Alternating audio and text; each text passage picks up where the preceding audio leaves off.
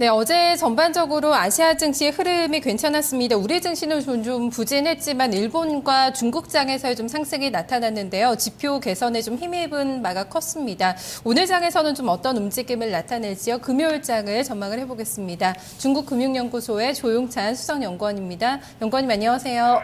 예, 안녕하십니까. 네, 반갑습니다. 일본장에 최근에 좀 다시 상승세를 타고 있습니다. 오늘 장 좀 부담이 있을까요? 어떤 반응 예상하세요? 네, 주말일 경우에는 보통 외부 환경에 크게 좌우되는데요. 오늘은 새벽에 미국 증시가 상승함에 끝났고요.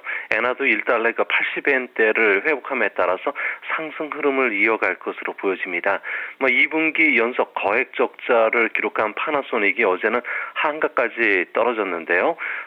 아무래도 이런 실적 악화 부분에 좀 예민했는데 아무래도 장 마감 후에 샤프가 2013년 3월까지 새우 연결 실적이 4,500억엔 적자를 기록할 것이라고 밝혔기 때문에 아무래도 전기 업종이라든지 기술 업종을 중심으로 해서는 반등시 매도 압력이 커지지 않을까 보여집니다.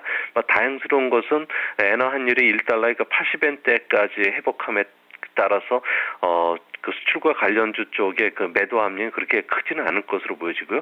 일본 해미라든지 아스텔라스제약, 후지중공업과 같이 실적이 좀 그나마 괜찮은 종목을 중심으로 해서는 지금 연중 최고치를 경신하는 종목들이 늘어나고 있습니다. 아무래도 실적 호전주를 중심으로 해서는 9,000원대를 재돌파할 것으로 보여지는데요. 오늘은 미쓰비상사 그리고 일본항공과 같이 무려 209개 기업이 실적을 발표할 예정으로 있습니다. 네, 이제 곧 일본에서는 3분기 실제 GDP가 발표가 될 텐데요. 4분기 반에 마이너스가 예상이 되고 있습니다. 일본 경제 이렇게 침체되고 있는 이유 어디에서 좀 가장 크게 원인을 찾아볼 수가 있을까요? 아무래도 수출이 지금 악화된 것이 가장 큰 영향을 끼치고 있는데요. 수출은 3분기 만에 마이너스인 마이너스 4.8%까지 빠질 것으로 보여집니다. 여기에다가 해외 수요 부진에다가 내수 침체로 인해서 기업들의 설비 투자가 마이너스 3.1%까지 하락할 것으로 보여지는데요. 특히 일본 내 제조 설비를 갖고 있는 기업들 같은 경우에는 현재 환율 수준과 높은 전기료 그리고 법인세뿐만 아니라 각종 규제로 인해서 한국과의 경쟁에서 밀리고 있는 것도 아마 기업 투자의 주요 원인이 감소 원인이 되는 것으로 보여집니다. 또한 소비도 에코 자동차 보조금이 중단됐고요. 또 때 아닌 늦여름이 찾아오면서 여름 세일이 부족해지면서 개인 소비도 전기 대비해서는 0.8% 감소한 것으로 나오는데요.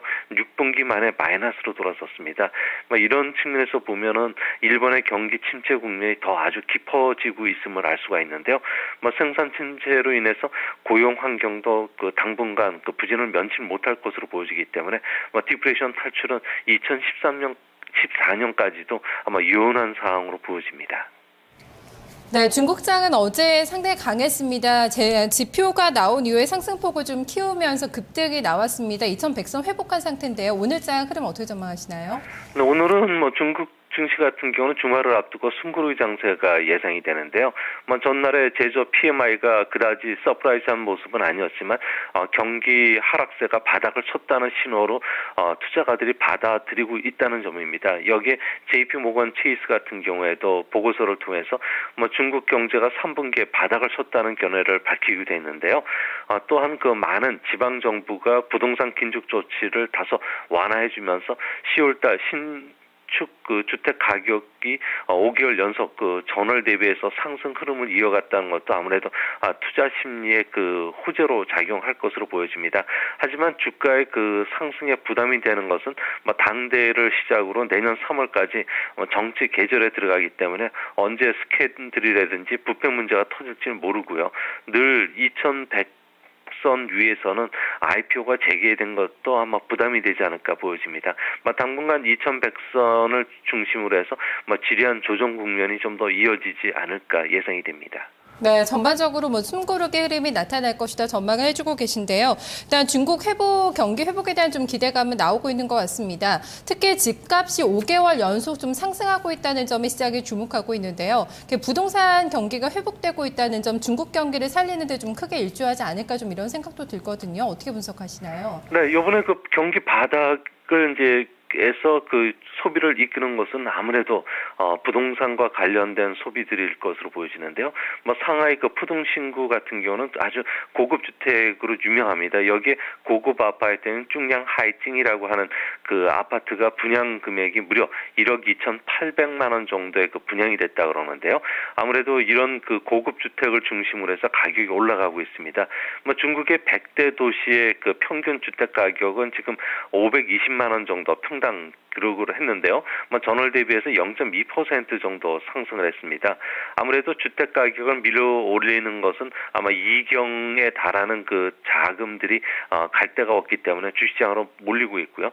특히 올해 7월서부터 8월 사이에 중국의 지방 그 지도자들이 교체됐기 때문에 앞으로 그 성장에 따른 재원을 마련하기 위해서 부동산 규제를 완화시킨 것도 부동산 시장을 좀 자극하는 것으로 보여집니다. 하지만 11월 8일 날 당대회가 끝나면은 새 지도부들이 그 부동산 투기를 잡을 것으로 보여지기 때문에 아무래도 이런 측면에서는 지금의 그 집값 상승이 빠른 속도로 전개되지는 못할 것으로 보여집니다. 앞으로 이제 한두 달이 더 중요한데요. 뭐 부동산 개발 면적이라든지 생산자 물가지수, 자동차와 건설용 중장비 판매가 좀 증가하면 수요 측면에서 중국 경제가 견실하다고 볼 수가 있기 때문에 앞으로 이제 나머지 지표들을 확인해야지만 중국이 나이키형 성장인지 아니면 L자형 경기 회복인지를 알 수가 있을 거로 보여집니다. 네, 연건이 오늘 분석 잘 들었습니다. 한 주일 동안 수고 많으셨습니다. 네, 감사합니다. 네, 금요일장 아시아 증시를 미리 들여다봤습니다.